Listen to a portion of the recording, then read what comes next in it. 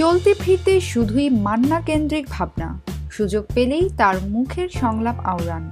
স্বপ্ন দেখেন তার মতো সবার প্রিয় নায়ক হওয়ার।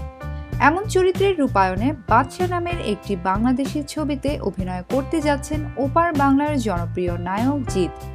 সেখানেই তাকে ঢাকাইয়া ছবির একসময়ের জনপ্রিয় নায়ক মান্নার ভক্ত হিসেবে দেখা যাবে। সম্প্রতি টঙ্গীর আনারকলি সিনেমা হলের সামনে এই ছবিটির শুভ মহরত অনুষ্ঠিত হয়েছে। সেখানে উপস্থিত ছিলেন ছবির নায়ক নায়িকা। জানা গেছে যৌথ প্রযোজনার বাদশার শুটিংয়ে অংশ নেওয়ার জন্য শিগগিরই ঢাকায় আসবেন জিৎ, আর সেদিনই তার সঙ্গে যোগ দেবেন ছবির নায়িকা নুসরাত ফারিয়া। জাজ মাল্টিমিডিয়া ও এসকে মুভিজ প্রযোজিত ছবিটিতে আরও আছেন ফেরদৌস, রেবেকা, নাদের চৌধুরী, রজতাভ দত্ত প্রমুখ।